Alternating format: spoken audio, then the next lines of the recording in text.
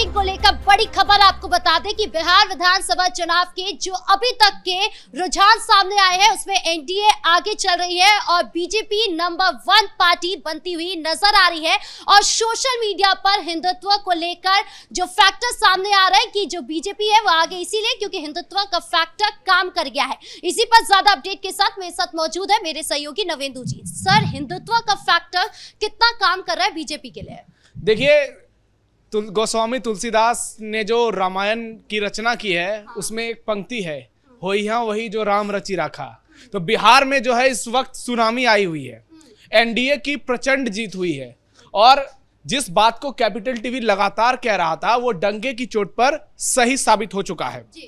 पिछले कुछ दिनों से कुछ लोग भूमिका बांध रहे थे कि तेजस्वी यादव मुख्यमंत्री बनेंगे, महागठबंधन की सरकार बनेगी, राहुल गांधी जननायक बन चुके हैं, बड़े बड़े विश्लेषक आए थे। अभी देखिए कि स्थिति ऐसी है कि रवीश कुमार को चक्कर आ रहा है, छाती पीट रहे, वीडियो बनाते हुए हिल रहे हैं ऐसे ऐसे करके। अब ऐसी स्थिति हो गई है क्योंकि जो जीत मिली है वो एनडीए के समर्थक तो उसका अनुमान लगा रहे थे, लेकिन महागठबंधन के समर्थक, महागठबंधन के तमाम नेता, इन लोगों को लग रहा है कि ये क्या हो गया।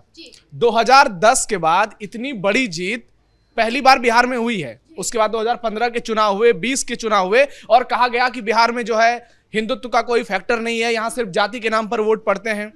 अगर एक जाति किसी एक नेता के साथ, किसी एक पार्टी के साथ है तो इसका यह मतलब नहीं कि बिहार में सिर्फ जातिवाद होता है। हाँ, मतलब बिहार में पहली बार ऐसा देखा जा रहा है कि जाति के बाद अब पहली बार समुदाय पर बात आ गई कि हिंदुत्व और मुस्लिम, मतलब हिंदू वर्सेस मुस्लिम वाली चीज दिखाई दे रही है। नहीं, ये हिंदू वर्सेस मुस्लिम नहीं है। हाँ। ये हिंदुत्व की लहर है। योगी आदित्यनाथ ने एक बात कही थी कि ये हिंदुत्व की सदी है और जो व्यक्ति हिंदुत्व का अपमान करेगा, सनातन का अपमान करेगा, जनता उसको इसी तरह से सबक सिखाएगी। और बिहार में ये कोई पहली बार नहीं हुआ है। 2014 में नरेंद्र मोदी की जब केंद्र में सरकार बनी थी तो बिहार में एनडीए ने बम्पर जीत दर्ज की थी। दूसरी बार 2019 में 39 सीटें जीती थी। तो उस समय भी जाति फैक्टर नहीं चला था, लोगों ने एक मुश्त होकर वोट किया था। जब राजीव गांधी बोफोर्स घोटाले में फंसे थे तब उनके खिलाफ वोटिंग हुई थी, जब इंदिरा गांधी ने इमरजेंसी लगाई थी तब उनके खिलाफ वोटिंग हुई है। तो जातिगत कोई फैक्टर ऐसा नहीं है कि उसके बिना बिहार की पॉलिटिक्स चलती ही नहीं है। लेकिन ये तो नैरेटिव गढ़ा गया था क्योंकि यादव जो है वो तेजस्वी यादव, लालू यादव के साथ इंटैक्ट रहते हैं तो बिहार में जातिवाद चलता है। अगर इतना ही जातिवाद था तो बीजेपी क्यों जीत रही है चुनाव? नंबर 1 पार्टी बन रही है बीजेपी, जो हिंदुत्व की सबसे ज्यादा बातें करती है।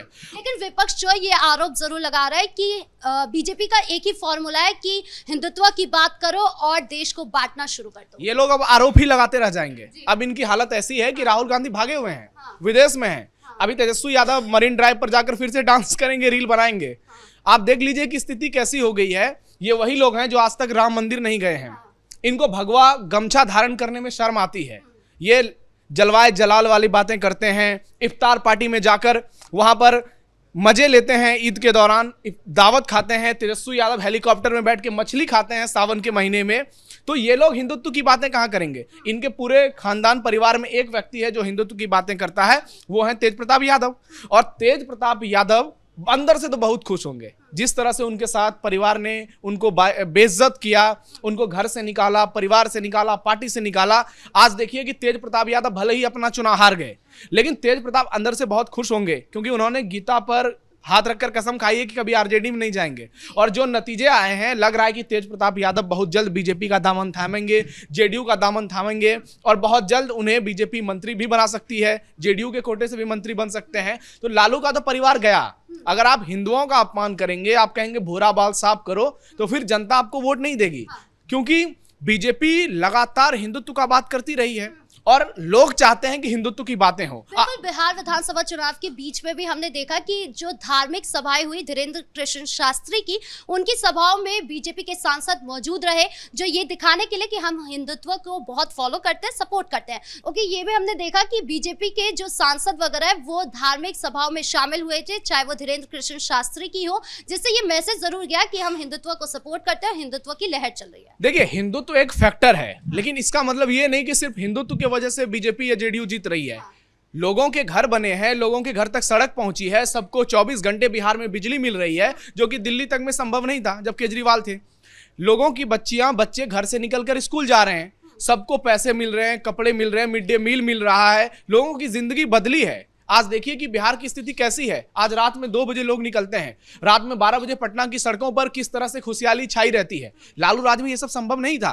तो बदलाव तो बहुत बेहतरीन लेवल पर हुआ है, लेकिन हिंदुत्व का फैक्टर बहुत बड़ा है। हम जब ग्राउंड पर गए तो लोगों ने कहा कि पीएम मोदी की अगुवाई में राम मंदिर का भव्य निर्माण हुआ, अयोध्या में राम मंदिर बना। उसके बाद आप देखिए काशी विश्वनाथ का कितना भव्य कॉरिडोर तैयार किया गया। उसके बाद माता जानकी का पुनौरा धाम में भव्य मंदिर बन रहा है। सावन में जिस तरह से सुविधाएं नीतीश कुमार ने देवघर तक की, सुल्तानगंज से लोग उससे बहुत खुश हुए। और एक नैरेटिव जो देखने को मिल रहा है कि बीजेपी की सरकार जहां बनती है वहां हिंदुओं का कद्र होता है, हिंदुओं का सम्मान होता है। चाहे बात उत्तराखंड की हो, महाराष्ट्र की हो, उत्तर प्रदेश की हो, कि किस तरीके से बीजेपी के जो तमाम मुख्यमंत्री हैं वह तुष्टीकरण की सियासत नहीं करते हैं। और आप देखिए कि सीमांचल के नतीजे बहुत हैरान करने वाले हैं। बीजेपी जिस तरह से प्रदर्शन कर रही है, किशनगंज जैसी सीटों पर कई बार बीजेपी की स्वीटी सिंह लीड लेती हुई नजर आ रही हैं। अभी 7-8 राउंड की काउंटिंग हुई है, कुछ वोटों से वो पिछड़ रही हैं, लेकिन कई राउंड में वो आगे चली हैं। तो इसका एक बड़ा कारण है कि हिंदू ने एकजुट होकर वोट किया है। इसका एक ये भी कारण है कि योगी आदित्यनाथ की वहां कई जनसभाएं हुए, हिमंता विश्व शर्मा ने पूरी ताकत झोंक दी, बीजेपी के तमाम बड़े नेता चुनाव प्रचार करने पहुंचे, तो हिंदू की जो तमाम जातियां थी वो एकजुट नजर आई और मुस्लिम वोटों में बिखरा हो गया।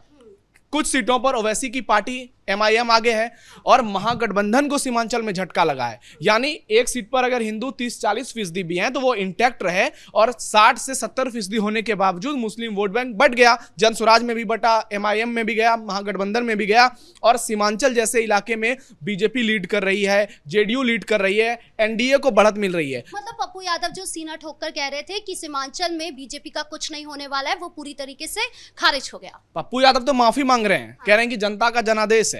यही पप्पू यादव थे जो कुछ दिनों पहले सभा में पगड़ी उतरवा रहे थे। पप्पू यादव के जो बयान है वो हर किसी को मालूम है। पप्पू यादव ने धीरेन्द्र शास्त्री जब बिहार आए थे तो कैसे शब्दों का इस्तेमाल किया था।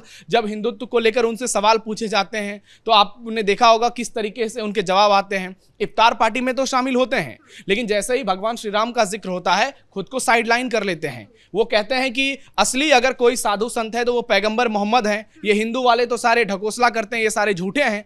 तो पप्पू यादव का जो पूरा नैरेटिव था वो सीमांचल में फ्लॉप हो गया। तो राहुल गांधी और तेजस्वी यादव जब मंदिर गए थे उनको लेकर भी ये जरूर ट्रोल किया गया था कि ये लोग चुनावी हिंदू हैं, लेकिन क्या उनका फैक्टर हिंदुत्व वाला काम नहीं किया? देखिए, ये तो हर किसी को मालूम है कि ये चुनावी हिंदू हैं। राहुल गांधी जिस तरह से भगवान श्री राम के खिलाफ बयानबाजी करते हैं, पूरी कांग्रेस की फौज लगा दी राम मंदिर के खिलाफ। कांग्रेस पार्टी कहती रही कि भगवान श्री राम काल्पनिक हैं, और तेजस्वी यादव की तो बात ही अलग है। वो दरगाह में जाते हैं, चादर चढ़ाते हैं, इफ्तार पार्टी करते हैं, लेकिन क्या कभी हिंदू देवी देवताओं को लेकर कोई सकारात्मक बयान उन्होंने दिया है? राबड़ी देवी तजिया की पूजा करती हैं, लेकिन क्या आपने कभी देखा है कि रामनवमी के समय में वो मंदिर जाती हैं, किसी शोभा यात्रा में शामिल होती हैं? तो उनकी पूरी पॉलिटिक्स ये जो है वो तुष्टीकरण की सियासत है। तो ऐसे में हिंदुओं को मालूम है, सनातनियों को मालूम है कि उनके हक की बात कौन करता है। एक और बीजेपी है, NDA है, दूसरी ओर RJD है। NDA हिंदुत्व की भी बात करता है, विकास की भी बात करता है, और यही वजह रही कि योगी आदित्यनाथ और हिमंता विश्व शर्मा जैसे नेता जब बिहार में ताबड़तोड़ चुनावी रैलियां कर रहे थे तो वो हिंदुत्व के साथ साथ विकास की बातें कर रहे थे। यानी हिंदुत्व प्लस विकास और ये सुशासन, ये इन तमाम फैक्टरों को मिला दिया जाए तो यही NDA की जीत का सबसे बड़ा कारण बन रहे हैं।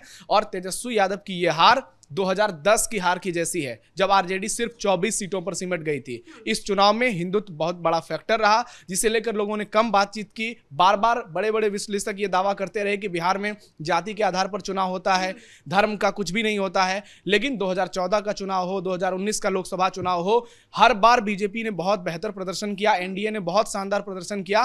तो आप इससे देखिए कि एक जाति, एक धर्म, एक खास पार्टी के पीछे गोलबंद हुई, लेकिन तमाम जातियां जो और भी EBC हैं, OBC हैं, जनरल कास्ट की जातियां हैं, दलित महादलित की जातियां हैं, ये सब जातियां NDA को सभी ने वोट किया। तो इससे आप समझ सकती हैं कि कितना बड़ा फैक्टर रहा और यही जीत की वजह रहा है। जी, इस मुद्दे पर ज्यादा जानकारियों के लिए आपका बहुत बहुत धन्यवाद। तो कुल मिलाकर कहे तो हिंदुत्व का फैक्टर NDA के लिए काम कर गया, बीजेपी के लिए काम कर दिया, और इसीलिए ये रुझान सामने आ रहे हैं जहां पर NDA आगे नजर आ रही है। अब अभी भी काउंटिंग चली रही है, अब आगे क्या रिजल्ट बनता है ये देखने वाली बात होगी। ब्रेकिंग न्यूज में इतना ही। कैमरा पर्सन राजकुमार के साथ मैं राधिका राज।